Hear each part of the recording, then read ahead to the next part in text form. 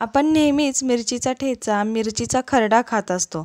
परंतु मिरचीच्या ठेच्याचं लोणचं ही काही आगळीवेगळीच रेसिपी आहे. तुम्ही हे कमी प्रमाणात ऐकलं असेल. तर आज आपण अतिशय सुंदर असं मिरचीच्या खरड्याचं लोणचं पाहणार आहोत. नमस्कार, आपलं स्वयंपाकघर आणि आपण या माझ्या यूट्यूब चॅनलमध्ये तुमचं स्वागत आहे. आज आपण मिरचीच्या ठेच्याचे लोणचे ह्याची रेसिपी पाहणार आहोत. इथे मी 10 ते 12 मिरच्या आणि लिंबू घेतलेला आहे. आता तव्यावर मी 1 चमचा जिरं आणि 1.5 चमचा मोहरी छान असं भाजून घेणार आहे. बारीक गॅसवर छान खरपूस होईपर्यंत मोहरी छान अशी तडतडली पाहिजे, तोपर्यंत छान भाजून घ्यायचं. त्यानंतर ते बाजूला काढून आपण त्यामध्ये मिरचीचे 2-2 तुकडे करून मिरच्या छान भाजून घेणार आहोत. मिरच्या धुवून घ्यायच्या आहेत.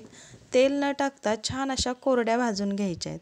जोपर्यंत मिरच्या छान अशा तडतडत नाहीत, तुम्ही पाहू शकता थोड्याशा मिरच्या तडतडायला लागल्यात, तोपर्यंत छान अशा मिरच्या भाजून घ्यायच्या आहेत. तुम्ही सतत त्याला हलवत राहा, नाही तर करपतील मिरच्या. मिरची भाजून झाल्यानंतर 10 ते 12 लसणाच्या पाकळ्या मी त्यामध्ये घातलेल्या आहेत. त्यासुद्धा मिरचीसोबत छान अशा भाजून घ्यायच्या आहेत. आता हे आपण एका डिशमध्ये काढून घेऊया. छानपैकी भाजलं गेलेलं आहे लसूण मिरची. हे थंड होऊन द्यायचं आहे. थंड झाल्यानंतर आपण ह्यामध्ये मगाशी भाजलेलं जिरं आणि मोहरी टाकायचं आहे आणि हे सर्व मिश्रण मिक्सरला छान असं बारीक करून घ्यायचं आहे. अगदी पेस्टही करायची नाही, पण ज्याप्रमाणे आपण मिरचीचा ठेचा करतो त्याप्रमाणे हे असं बारीक करून घ्यायचं आहे. तुम्ही पाहू शकाल अतिशय सुंदर असं बारीक झालेलं आहे. आता आपण ह्यामध्ये चवीप्रमाणे मीठ टाकायचं आहे. मीठ टाकल्यानंतर पुन्हा एकदा ठेचा छान असा मिक्स करून घ्यायचा आहे. मीठ सगळीकडे व्यवस्थित लागलं पाहिजे. आता ह्यानंतर आपण इथे अर्धा लिंबाचा रस ह्यामध्ये पिळणार आहोत. एवढ्या खरड्यासाठी अर्धा लिंबाचा रस पुरेसा होतो. लिंबाच्या रसामुळे खरड्याला खूप छान टेस्ट येते आणि लोणचं छान असं मुरलं जातं. त्यामुळे लिंबाचा रस वापरायचा आहे.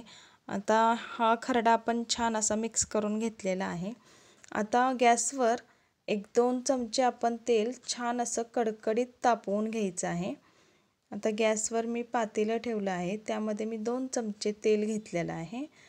तेल तापल्यानंतर आपण ह्या ठेच्यामध्ये पाव चमचा हळद टाकलेली आहे.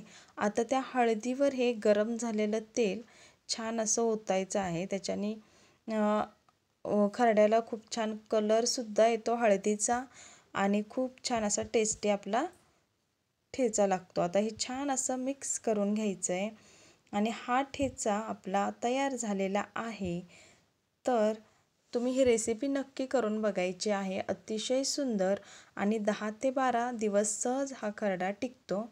तर तुम्हाला ही रेसिपी कशी वाटली नक्की आम्हाला कमेंट करून कळवा. तसेच व्हिडिओ आवडला असेल तर व्हिडिओला एक लाईक करा, व्हिडिओ शेअर करा आणि आपलं स्वयंपाकघर आणि आपण या आमच्या किचनच्या यूट्यूब चॅनलला प्लीज सबस्क्राईब करा. थँक्यू.